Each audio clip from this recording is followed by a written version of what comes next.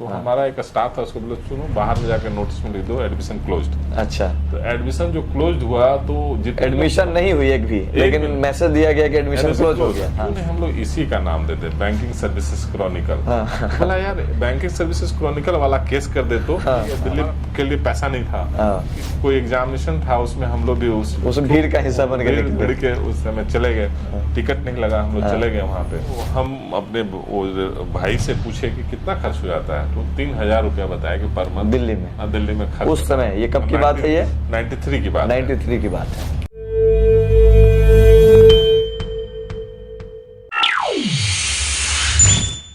दोस्तों नमस्कार, आपके story.com पर आप सभी का स्वागत है। जैसा कि आप जानते हैं कि हम हमेशा कोई ना कोई खास व्यक्तित्व को आपकी स्टोरी पर लेकर आते हैं और उसी कड़ी में एक ऐसे चेहरे को हम आपके बीच लेकर आ रहे हैं जिनके बारे में जानने और समझने के बाद आपको बहुत कुछ सीखने और जानने को मिलेगा। तो ज़्यादा देर ना करते हुए हम सबसे पहले आपको मिलाते हैं उस खास चेहरे से जिनका नाम है सुधीर सिंह जी। सर स्वागत है आपका हमारे इस प्रोग्राम में। Thank you. पहली बार हम देखे थे 500 रुपया, कोई 100 रुपया, तो इतना रुपया हो गया था। जबकि पैसे की कमी की वजह से आप दिल्ली छोड़ करके वापस आए थे। सोचे कि एक ऐसा सेक्टर है जहाँ पे हम अपनी बात रख सकते हैं, काम कर सकते हैं। तो ये तो हो गई कि क्योंकि आप पढ़ाई कर रहे थे, उसमें आपने कुछ सवालों के जवाब देने लगे, लोगों को लगा कि नहीं भाई समझा रहे हैं तो चलो कर लेते हैं। लेकिन फिर वहाँ से ये बीएससी जो आज देश में एक बड़ा नाम है, अगर हम एजुकेशन में, अगर हम कंपटीशन की तैयारी में कहें, चाहे बैंकिंग की बात हो या एसएससी की तैयारी करने में, तो बीएससी जो इतना बड़ा नाम है, तो इसकी शुरुआत कैसे हुई उस दौरान? उस दौरान आपको ये समझ में आ गया कि 60 लड़के, वैसे लड़के जो रिजल्ट दे रहे थे। हाँ, ये तो बिना ब्रांड के, मतलब ये व्यक्तिगत आपसे हो गया। मेरी ब्रांडिंग हो गई थी। हाँ, व्यक्तिगत ब्रांडिंग हुई। मेरी व्यक्तिगत ब्रांडिंग हो गई थी। लोग हमारे पास आके बोलने लगे तुम पढ़ाओ। हाँ। तो हम मैथ्स का क्लास के लिए हमको पढ़ाने लगे। हमारे साथ एक पार्टनर थे, अभी वो भी बैंकर है, हम भी बैंक में थे, वो भी बैंकर है। हम लोग दोनों मिलकर के स्टार्ट किए, एक रीजनिंग पार्ट संभाला, एक मैथ्स पार्ट संभाला, और हम लोग स्टार्ट किए वो कोचिंग के। लेकिन जब हम लोग ओपनिंग कर रहे थे तब हम लोग को ये सोचना है कि नाम क्या दें। अच्छा। हमारा पार्टनर उसमें 2000 के समय की बात है, बोला मिलेनियम उसमें वर्ड हुआ करता था, मिलेनियम हम लोग देते हैं। हम लोग नहीं, ऐसा नाम दो जो डेली देखता हो उसको याद आए। तो उसमें बैंकिंग सर्विसेज क्रॉनिकल ही एक ऐसा मैगजीन था जो बैंक के ऑलमोस्ट इंडिया के हर एक विद्यार्थी वो जरूर लेता था और आज भी लेता है, क्योंकि उसमें जो दो जो सेट आते थे वो बिल्कुल बैंक के जो एंट्रेंस एग्जामिनेशन होता था उससे एक लेवल ऊपर रहता था, और आज भी वही स्थिति है। अच्छा। तो वो हम लोग नाम, हम लोग को भी ट्रस्ट रहता था। बीएससी जो बोला उस पर हम लोग का भी ट्रस्ट रहता था, सभी पे ट्रस्ट रहता था। तो हम लोग बोले क्यों नहीं हम लोग इसी का नाम देते बैंकिंग सर्विसेज क्रॉनिकल। बोला यार बैंकिंग सर्विसेज क्रॉनिकल वाला केस कर दे तो हमारा पार्टनर बोला। तो हम बोले ठीक है, ये बात भी सही है आपकी, हम लोग क्यों नहीं उन्हीं के पास चल करके ये बात रखते हैं, उन्हीं से परमिशन ले लेते हैं, तब तो नहीं करेगा। बोले हाँ वो कह देगा तो नहीं करेगा। तो हम लोग चले गए उनके पास, मनोज तेरा उनका क्विकर मैथ्स फाउंडर थे। बोले यार तुम लोग दिल्ली गए इसके लिए ना? हाँ इसी के लिए हम लोग दिल्ली गए। दिल्ली के लिए पैसा नहीं था। तो हम लोग क्या किए कि जब कोई एग्जामिनेशन था उसमें हम लोग भी उस भीड़ का हिस्सा बन गए, भीड़ के उस समय चले गए, टिकट नहीं लगा, हम लोग चले गए वहाँ पे और जा करके सर के पास हम लोगों ने, उस मैगजीन में एड्रेस था, हम लोग गए और एक प्रपोजल रखे कि सर हम लोग कोचिंग खोलना चाहते हैं। मतलब खोलो, हमारे पास क्यों आया? तो बोले सर हम लोग ये बैंकिंग सर्विसेज क्रॉनिकल के नाम से खोलना चाहते हैं। अरे ये तो पब्लिशिंग है, क्या चलेगा, बीएससी के नाम से नहीं चलेगा। शायद उन्होंने पहले भी ट्राई किया होता। अच्छा। तो बोले नहीं हम लोग चला देंगे। तो चला दोगे? लेकिन हाँ तो ठीक है जाओ चलाओ। हम लोग को वहाँ से परमिशन है, हम लोग पटना में आए और उसमें फ्लैक्स नहीं बोर्ड बनता था, हाथ से लेकर टीना वाला बोर्ड बनाया बैंकिंग सर्विसेज, वही स्टाइल में हम लोग रखे और हम लोग स्टार्ट किए जर्नी। वहाँ जब हम लोग स्टार्ट किए तो हमारे पास इंक्वायरी, जब लोगों को पता चला कि एक तो हम लोग ने स्टार्ट किया है और उससे बीएससी साथ में सेंटर स्टार्ट हुआ, तो लोगों में एक जागरूकता की तरह गया। उसमें आप यही समझिए राकेश जी कि स्टूडेंट तो छोड़िए, स्टूडेंट में जो लड़के रिजल्ट दे रहे थे वो भी आए थे हमारे पास, और जो उसको पढ़ा रहे थे टीचर्स वो भी आए थे एडमिशन लेने के लिए या कोई ना कोई किसी तरीके से बीएससी में जुड़ने के लिए। लेकिन शायद ऐसा सिचुएशन हुआ कि इतने इंक्वायरी तो आई लेकिन एडमिशन एक भी नहीं हुआ। अब हुआ क्या कि हम हम लोग पास उतना बढ़िया वेल डेवलप इंफ्रास्ट्रक्चर था भी नहीं, पैसा भी नहीं था। हम लोग ऐसे सिंपल सा एक इंफ्रास्ट्रक्चर में जिस टेबल बेंच पे हम पढ़ते थे उसी में हम लोग वहाँ पर इंक्वायरी हम लोग दे रहे थे। लेकिन जब वो आता था उसको लगता ही नहीं था कि बीएससी का ही सेंटर होगा, डुप्लीकेट सेंटर होगा। लेकिन वो मैगजीन में हम लोग का ऐड था, उससे उसको लगता था कि सेंटर तो वही वाला, एड्रेस वही है, लेकिन वो एडमिशन नहीं लेता था क्योंकि इंफ्रास्ट्रक्चर नहीं दिख रहा था। लेकिन जब एडमिशन नहीं ले रहा था तो फिर हम लोग इंक्वायरी आता था, एडमिशन ले रहा था, तो हम लोग बोले कि लगता है कि हम लोग को विश्वास नहीं है। तो हमारा एक स्टाफ था, उसको बोले सुनो बाहर में जाकर नोटिस में दे दो, एडमिशन क्लोज्ड। अच्छा, तो एडमिशन जो क्लोज्ड हुआ तो एडमिशन नहीं हुई एक भी, लेकिन मैसेज दिया गया कि एडमिशन क्लोज हो गया। हाँ। उससे क्या हुआ कि जो लोग आ करके वापस चल जाते थे, पैसा हम जान रहे पैसा रखे हुए, तो वो लोग अचानक वापस आए और देखे कि एडमिशन क्लोज, उसको लेना था एडमिशन, बट वो समहाउ मेरा इंफ्रास्ट्रक्चर को लेकर कोई ट्रस्ट नहीं जनरेट कर पा रहा था कि एडमिशन ले कि नहीं ले। लेकिन जब एडमिशन क्लोज हुआ तो फिर वो लोग अकबक जो मतलब जो बॉर्डर लग गया कि हम जो छोड़ के आए थे वो कई लोगों ने मतलब ज्वाइन कर लिया, एडमिशन ले लिया। अब वो लोगों ने एडमिशन के लिए हमारे पास मतलब पैरवी करने लगे, किसी नेता से, कोई थाना से पैरवी, तो हम समझ गए कि हम लोग का ट्रिक काम कर गया। तो हम लोगों ने उसी समय नेक्स्ट बैच के लिए हम लोग का आज भी एडमिशन नहीं हुआ, लेकिन हमको थर्ड बैच का अनाउंसमेंट कर दिया। और ये नए स्टार्टअप करने वालों के लिए एक बहुत बड़ा राज है जो आपके लिए लर्निंग है जी। उसमें जब थर्ड बैच का जब अनाउंसमेंट किया तो वही इंफ्रास्ट्रक्चर, वही चीज में आ करके बच्चे एडमिशन लिए, और विद इन 2 आवर्स जब हमने ओपन किया था, हम नोटिस दिए थे कि 2 दिन के बाद करके, क्योंकि दिमाग में डर भी था लोगों का कि फिर मौका मिला, इस बार छूटा तो नहीं मिलेगा। वो 2 घंटे में लाइन लगा करके 40 एडमिशन हुआ था हमारे, हमको आज भी याद है जी, बगैर कोई इंक्वायरी का। जो इंक्वायरी तो सभी कर ही लिए थे। कोई इंफ्रास्ट्रक्चर नहीं देख रहा था, कोई स्टडी मटेरियल नहीं देख रहा था, सिर्फ ये लगा कि अब ये वही कोचिंग है। और वो 40 एडमिशन हुआ था। वो पहला जब हमारे पास पैसा आया था, हमको याद है इतना, मतलब एकदम करेंसी लगता, बैंक से निकला हुआ एक पटना हाई कोर्ट जज की कोई बच्ची थी, उनके जज की, हम लोग से गिन नहीं पाए थे वो, हमको आज भी याद है कि वो, क्योंकि बिलीव ही नहीं हो रहा था कि मतलब ये काम सफल हो गया या नहीं, हो गया। इतना बढ़िया नोट हम आज तक देखे नहीं थे ना, तो वो हम लोग गिन नहीं पा रहे थे। तो वो जब हुआ तो 40 फिर हम लोग स्टार्ट किया इंफ्रास्ट्रक्चर से।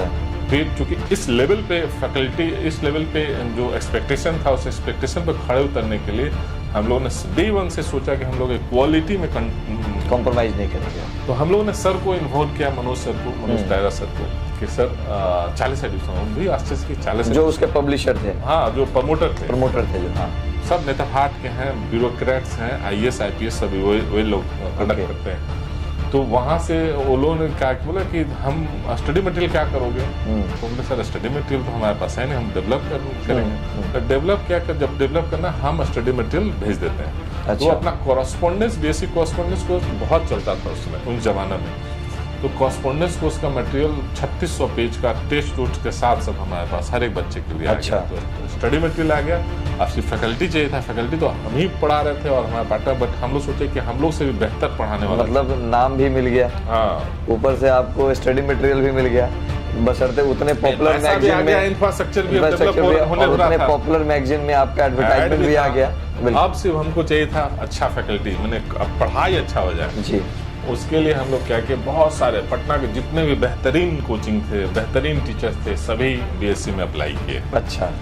उसमें 60-70 से कम नहीं होंगे टीचर्स उसका पढ़ाने के लिए। हाँ। पढ़ाने के लिए उसमें बहुत सारे ऐसे बच्चे थे कि अगर नहीं मेरा यहाँ एडमिशन पढ़ा पाएंगे तो हम पढ़ेंगे भी। हाँ। मतलब पहले एडमिशन हो गया, अभी टीचर नहीं है, टीचर आप ही 2 आदमी है। हाँ। बाद में टीचर को ढूंढे। हाँ। अब हम लोग उसको टेस्ट लिए, टेस्ट लेने के बाद उसमें हमको 1 या 2 टीचर हमारे एक्सपेक्टेशन जो हमको भी पढ़ा सके। हाँ। हमको तो वैसा फैकल्टी चाहिए था ना जी, जो आपको, और हम तो ऑलरेडी पढ़ा रहे थे वैसे। हाँ। जो लड़के, तो उस लेवल के फैकल्टी पटना में उस समय हमको 1-2 ही मिले। तो हम लोग उसको, जैसे मैथ में हमारे साथ मिले तो एक वो रह गए, और इंग्लिश में जो हमारा हम लोग के साथ में जो थे वो रिजर्व बैंक में पहला, मतलब यंगेस्ट CA थे इंडिया के, और वो अपनी प्रैक्टिस भी कर रहे थे। वो हमारे इंग्लिश के फैकल्टी के रूप में हम लोगों ने उनको सेलेक्ट किया था, और वो अभी अब समझ जाइए कि middle east south east Asia का डिलाइट कंसल्टेंसी के हेड है। मतलब सोचिए किस लेवल की फैकल्टी हम लोगों ने रिक्रूट किया था। तो वो इंग्लिश पढ़ा रहे थे। रीजनिंग में हम लोग यहाँ पे 3 भाग में रीजनिंग को हमने बांट दिया था, वर्बल रीजनिंग, अच्छा, एनालिटिकल रीजनिंग और एक नॉन वर्बल रीजनिंग। तीनों का कहे कि तीनों हमको कोई ऐसा फैकल्टी नहीं था जिसमें हमको तीनों चीज बैलेंस नजर आया। अच्छा, तो वर्बल में एक आर.के. झा अभी भी हैं, बहुत सारे बुक लिखे हैं, अभी भी कहीं सुन रहे होंगे। आर.के. झा हम लोग के साथ में जुड़े जी, बेहतरीन वर्बल के टीचर थे। नॉन वर्बल में अभी अमर उजाला में सचिन जी काम कर रहे हैं, लेकिन बहुत बेहतरीन नॉन वर्बल के फैकल्टी थे। और एनालिटिकल रीजनिंग में एक राजीव जी थे, अभी इलेक्ट्रिसिटी बोर्ड में भी अभी कार्यरत हैं, अच्छे लेवल पे हैं बिहार इलेक्ट्रिसिटी बोर्ड में, वो थे।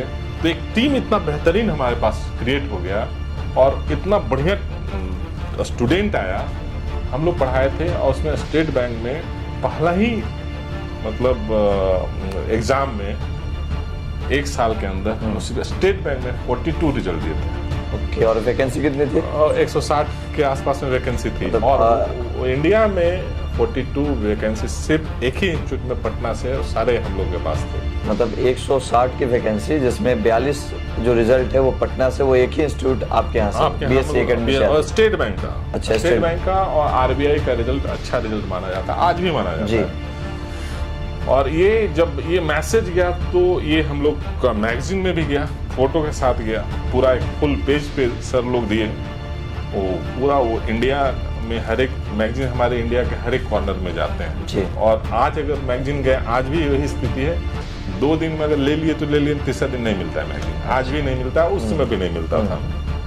तो ऑल ओवर इंडिया में जब गए कि इतना रिजल्ट देखे इंस्टीट्यूट से है, तो हमारे पास ऑल ओवर इंडिया से बेंगलोर, बॉम्बे, गुजरात, आंध्र प्रदेश, गुवाहाटी, हर एक जगह से बच्चे आने लगे। उस रिजल्ट के पीछे कोई एक कम शब्द में ये बताएंगे आखिर वो कौन सा राज था, या फिर क्या आपने स्टडी मटेरियल आपने यूनिक दिया, या फिर कैसे वो चीज़ हुआ? हम लोग क्योंकि हम पढ़ाने जब लगे थे और हम लोग जब सेट बना रहे थे, तो उसमें हम लोग आइडेंटिफाई कर लिए थे किस सेक्शन से क्वेश्चन किस लेवल पे पूछा जाता है। अच्छा। तो एक वो हम जो एग्जिस्टिंग पैटर्न टीचर्स का उसको नहीं, हम लोग जो बोले थे स्टडी मटेरियल इस तरीके से पढ़ाना है। एक तो वो पढ़ाया गया कि किस लेवल तक किस क्वेश्चन को किस चैप्टर में किस लेवल तक जाना है, वो पहले ही हम लोग डिफाइंड रहता था और वो पढ़ाए। दूसरा हमारा जो रिसर्च टीम जो बीएससी का जो बैंकिंग मैगजीन का जो वो उससे हमारा जो इनपुट था, अच्छा, वो हमारे पास आता था। और ये जो हम लोग ऑलरेडी वो एक मैच्योर टीम थी जो अच्छा काम कर रही थी। मैंने वो ऐसा मैगजीन आज भी है, तो आप जाइएगा IBPS और SBI का रिसर्च टीम में, अभी भी बैंकिंग सर्विसेज को निकला, आज भी वो मैगजीन फॉलो किया जाता है। आज हमारे पास हो सकता ना हो, लेकिन 20 साल का मैगजीन IBPS में आपको बैंकिंग सर्विसेज को निकल कर मिलेगा। अच्छा, तो चूंकि हम लोग PRT ट्रेनिंग भी IBPS और RBI का देते हैं, हम लोग SBI का देते हैं, हम लोग प्री रिक्रूटमेंट ट्रेनिंग जो बच्चों को फ्री देती है बैंक, वो हम लोग पटना में देते हैं। अच्छा, तो हम लोग जब गए थे कांदीवली तो हम लोग देखे थे पूरा मैगजीन और पूरा किताब हमारा वहाँ पर आज भी है। तो वो वजह रही, मतलब उस रिजल्ट के पीछे। हाँ, एक वजह वो थी क्वालिटी कंटेंट और क्वालिटी मतलब टीचिंग तो डे 1 से हम लोग इंश्योर किए थे। दूसरा चीज जो था कि हम उस समय उस जमाने में हम लोग टेस्ट सीरीज स्टार्ट किए थे, जबकि उस समय ये सब चीजें नहीं, कोई नहीं जानता था। अच्छा, और टेस्ट हर एक दिन टेस्ट, दूसरे दिन डिस्कशन, एक दिन टेस्ट, दूसरे दिन डिस्कशन, जिसकी वजह से भी बहुत सारे रिजल्ट हुए। तो ये एक अच्छा, मतलब जो उस समय पैटर्न जो डिमांड कर रहा था, वो आपने उस चीज़ को समझा और उस चीज़ को डेवलप किया। खैर, कहाँ के रहने वाले हुए? बेसिकली हम तो रहने वाले हैं पैतृक निवास गया डिस्ट्रिक्ट पड़ता है, और वहाँ से 10 किलोमीटर दूर एक गांव है, दूसरा गांव ही है गया में, और वहाँ से हमारी अपब्रिंगिंग हुई। पापा रहते थे बोकारो, बेरमो कोलफील्ड एक जगह है जहाँ हमारी स्कूलिंग हुई। उसके बाद हमारी आफ्टर 10th मूव कर गया पटना यूनिवर्सिटी में। पटना यूनिवर्सिटी से हमारी पढ़ाई लिखाई हुई और जर्नी स्टार्ट हुई। आपने छात्र जीवन में जब आप चल रहे थे तो उस समय आपके मन में उस समय सरकारी नौकरी का बड़ा क्रेज था, तो ये सरकारी नौकरी लेने आए थे और देने कब से लगे?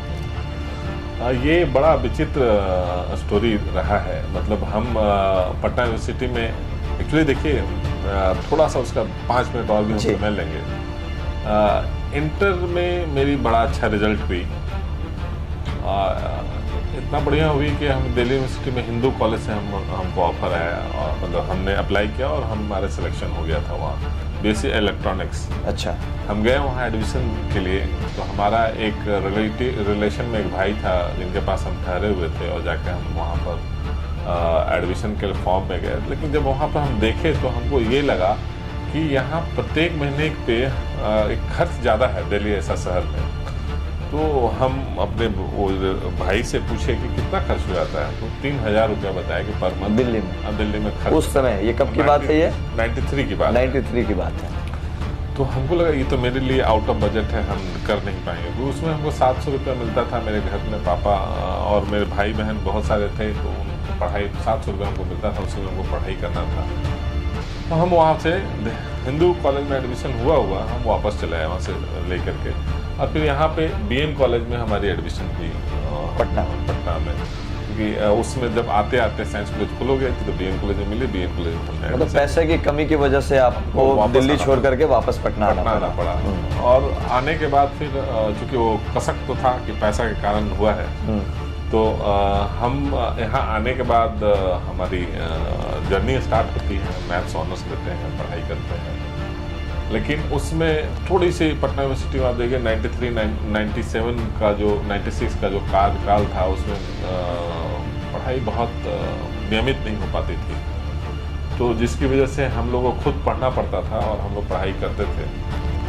हम लोग यूनिवर्सिटी में बैठते थे, यूनिवर्सिटी में पढ़ाई करते थे, सेल्फ स्टडी ज़्यादा करना पड़ता था।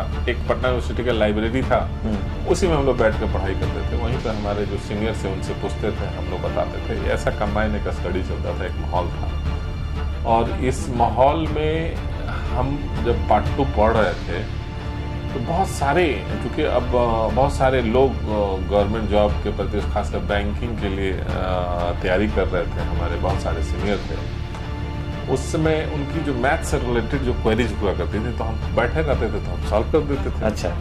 उनकी क्वेरीज वहीं तक सीमित रहती थी, लेकिन हम जब बताते थे तो नए तरीके से बताते थे। उन लोग का टाइम, चूंकि बैंक उस समय हमको पता चला बैंक का ऐसा एग्जाम है, कम समय में बताना होता है, अच्छा। बनाना होता है, मतलब टाइम लिमिट होता है किसी सवाल का जवाब देने कम समय में कैसे सोच सकते हैं, बगैर पेन उठाए कैसे सोच सकते हैं। हम लोग यही बताते थे उनको। ये हम लोग का अप्रोच उनका अच्छा लगता था। इसी बीच में हुआ क्या कि 2 नया टॉपिक बैंकिंग एंट्रेंस में जुड़ा, प्रोबेबिलिटी एंड परमुटेशन कॉम्बिनेशन, बिल्कुल नया था उन लोगों के लिए। अच्छा। और हमारे लिए पुराना, क्योंकि हम तो ऑलरेडी पढ़ चुके थे और हमारे लिए बहुत बड़ा चीज़ नहीं था। हम ये भी समझते थे कि जो आर्ट्स वाला बच्चे को भी पूछेगा, कॉमर्स वाला बच्चे को, साइंस वाला भी बच्चा का पूछेगा, इसका मतलब IIT लेवल का तो नहीं पूछेगा, बेसिक लेवल पूछेगा। तो हम जब उन लोग अपने सीनियर्स को जो बताए वो परमुटेशन कॉम्बिनेशन एंड प्रोबेबिलिटी, 4 घंटे का जो हम लोगों ने क्लास लिया, उसमें पटना के ऑलमोस्ट जितने लोग अच्छे जो रिटर्न निकाल रहे थे, इंटरव्यू में नहीं हो पा रहा था, वैसे लोग 15 के आसपास में हमसे स्टार्ट किए पढ़ाना। हम पढ़ाना स्टार्ट किए, वही लोग अरेंज सब चीज़ किए। अच्छा। फ्री में हमने पढ़ाना स्टार्ट किया, क्योंकि उनको लगा कि अब चलो एक टीचर टाइप का कोई, मतलब कोई गाइड करने वाला मिल गया। हाँ। और बहुत सीनियर लोग, अच्छा, तो हम पढ़ा रहे हैं, हमको भी बड़ा अच्छा अनुभव हो रहा था। हाँ। लेकिन जो हम पढ़ाए और जब उन लोग को बनने लगा, तो चूंकि वो लोग सेट प्रैक्टिस अपने सर्कल में करते थे, तो देखा कि उन लोग का सभी का बन रहा है, तो अचानक हमारे पास दूसरे तीसरे दिन के अंदर 60 से 70 बच्चे आ जाते हैं परमुटेशन कॉम्बिनेशन पढ़ने के लिए, प्रोबेबिलिटी पढ़ने के लिए। और वहाँ पे जब हम पढ़ाते हैं तो वहाँ पे एक भैया बोलते हैं कि इस बच्चे को कम से कम हम लोग को कुछ तो गुरु दक्षिणा देना चाहिए। अच्छा। तो उस समय 5500 रुपया फीस रखा गया था वो 2 के लिए। अच्छा। और हमको उसमें 30,000 रुपया कलेक्ट हुआ था। ये कौन से ईयर की बात है? ये आपका 97 की बात है। अच्छा, 97। 30,000 रुपया हम 500। ये तो बात हो गई, ये शुरुआत हो गई, वहाँ से रिजल्ट भी बहुत अच्छे आ गए। उस समय मुख्य जब आगे बढ़े तो उस समय और क्या चैलेंजेस आपके पास, अगर कम शब्द में बताएं तो?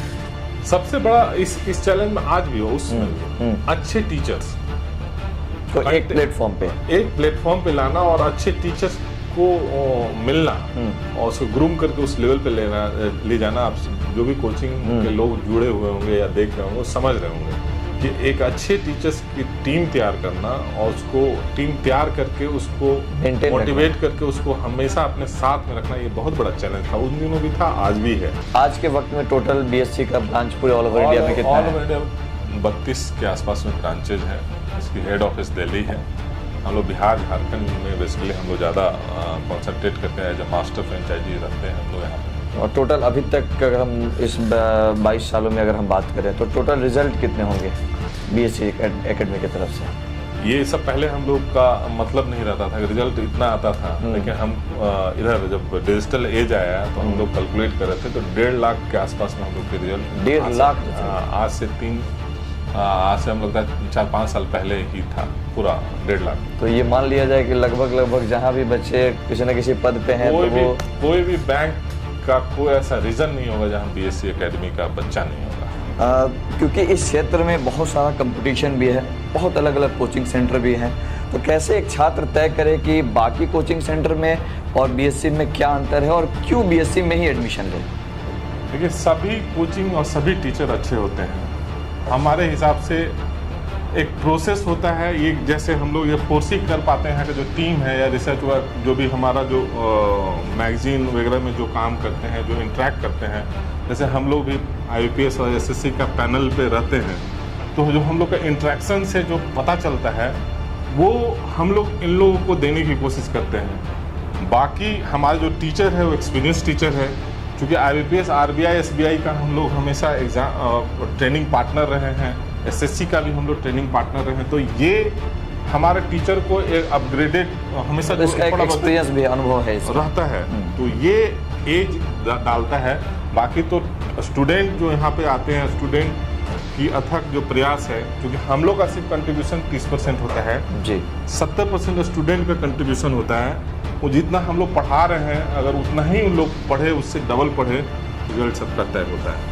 तो एक अंतिम सवाल ये है कि बच्चे तो तैयारी के लिए यहाँ पे आ जाते हैं, लेकिन बहुत सारी ऐसी धारणाएं हैं कि बहुत सारे पेरेंट्स को कुछ फीडबैक नहीं मिल पाता है, क्या हो रहा है नहीं हो रहा है, क्योंकि पेरेंट्स इस मामले में बहुत ही अंधकार में रहते हैं, उनके पास एक तो समय भी नहीं होता है। तो उस मतलब हिसाब से अगर हम आपसे जानना चाहें कि पेरेंट्स का कितना योगदान है और पेरेंट्स को क्या इनको गाइड करना चाहिए या ध्यान देना चाहिए? नहीं, एकदम 100%। आप देखिएगा बीएससी, हमको लगता है हम इतना नहीं जानते, बट यहाँ पर जनरल कंपटीशन में हम लोगों ने कोविड में जो सीखा, टेक्नोलॉजी को हम लोग इन्फ्यूज कर रहे हैं अपना पढ़ाई में, हर एक जगह। आप देख रहे हैं पैनल व्हाइट बोर्ड को इसलिए हम लोगों ने किया है कि इसको रिकॉर्डेड लेक्चर के रूप में, लाइव लेक्चर या एब्सेंट भी रहे बच्चे या घर भी चले जाए, तबीयत भी खराब है, तो उसका क्लास नहीं छूटेगा। एक उसी तरीके से टेस्ट जो है, टेस्ट हम लोग टेक्नोलॉजी ओरिएंटेड सब जो ऑनलाइन होने वाला, तो मोबाइल पे हम लोग टेस्ट दे रहे हैं, और टेस्ट का जो रिजल्ट है वो बच्चे के पास एक आएगा, जैसे ही वो ऑटो सबमिट करेगा उस बच्चे के पास जाएगा, और एक टेस्ट का जो रिजल्ट हमारे टीचर्स के पास जाता है, एक हमारे पास जाता है, और चूँकि पेरेंट्स का इन लोग का नंबर रहता है, पेरेंट्स के पास भी लिंक जाएगा कि आपका बच्चा अभी पढ़ा तो इतना रिजल्ट आया। जब वो बच्चा यहाँ से आएगा, आने वाला दिनों में बच्चा जैसे ही घुसा, इन लोगों को पता भी नहीं चलेगा, सेंसर उठा लेगा कि हाँ आपका बच्चा घुस गया, जैसे ही बच्चा निकला तो इतना बजे निकला। तो ये सब कंट्रोल जो है बच्चों को पेरेंट के साथ, टीचर के साथ, मैनेजमेंट के साथ कनेक्ट करता है। मतलब ये कहा जाए कि पेरेंट्स को भी इस बात का ध्यान रखना है कि बच्चा कब जा रहा है, पढ़ के आ रहा है, घर पे तैयारी कर रहा है कि नहीं कर रहा है, प्रैक्टिस कर रहा है कि नहीं। दिक्कत होती है ना, जैसे मान लीजिए एक गांव में पेरेंट्स हैं और बच्चे यहाँ पढ़ रहे हैं, क्या कर रहे हैं नहीं कर रहे हैं, उनको कुछ आइडिया नहीं मिलता है, तो टेक्नोलॉजी उन लोगों को बताएगा कि आपके बच्चे कहाँ पर कैसे मूव कर रहे हैं, कितना पढ़ रहे हैं, कितना उनकी प्रैक्टिस है, सारा चीज़। अंत में एक सजेशन जो एजुकेशन के अलावे जो आपको लगता है इतने सालों में कि जो बच्चों को ध्यान देना चाहिए, क्योंकि एजुकेशन तो ठीक है लेकिन कुछ वजह से एजुकेशन से बच्चे डाइवर्ट हो जाते हैं, तो उस लेवल पे आपको कौन सी कमी दिखती है जो आप बताना चाहेंगे? कमी नहीं कर सकते हैं, बस एक कंट्रोल। हम तो हमेशा अपने बच्चों को यही कहते हैं कि एक चीज़ पे अगर एक लोग कमांड कर लिया कि सोशल मीडिया का लिमिट, चूँकि सोशल मीडिया तो है बहुत अच्छा चीज़, बस इसकी अगर लिमिटेशन अगर समझे कि कहाँ तक हम लोग यूज करना है, कब कितना यूज करना है, कब तक यूज करना है, अगर उस पर कंट्रोल कर ले, सोशल मीडिया मतलब 1 घंटा दिन भर में अगर इम्पोर्टेंट, यही चैलेंज है। आज के जनरेशन के पास चैलेंज यही है कि सोशल मीडिया सिर्फ अगर 1 घंटा यूज करे दिन भर में तो कोई भी बच्चा ऐसा नहीं होगा इसमें, जैसे सभी बच्चे हाथ उठाए थे, कोई ऐसा बच्चा ऐसा नहीं होगा जिसका जॉब नहीं होगा। इसकी गारंटी BSc देती है। अगर वो 1 घंटा सिर्फ सोशल मीडिया यूज करे, बाकी समय सिर्फ पढ़ाई करे। पढ़ाई मतलब क्या, सिर्फ हम लोग ज़्यादा कुछ नहीं एक्सपेक्ट करते हैं, ये हमारा स्टडी मटेरियल पे कमांड करे, कोई ऐसा बच्चा नहीं होगा जिसका 40,000 का जॉब नहीं निकलेगा। ये हम लोगों का गारंटी रहता है। तो चलिए, बहुत सारी बातें हुई सर, आपने अपने इंस्टीट्यूशन के माध्यम से, अपने अनुभव के माध्यम से छात्रों को भी बताया, गाइड किया। आपका जो अपना जर्नी रहा, उससे जो नए लोग ऐसे स्टार्टअप में है या टीचर है या कोई भी व्यक्तिगत लेवल पे, उनको भी बहुत कुछ अनुभव मिलेगा।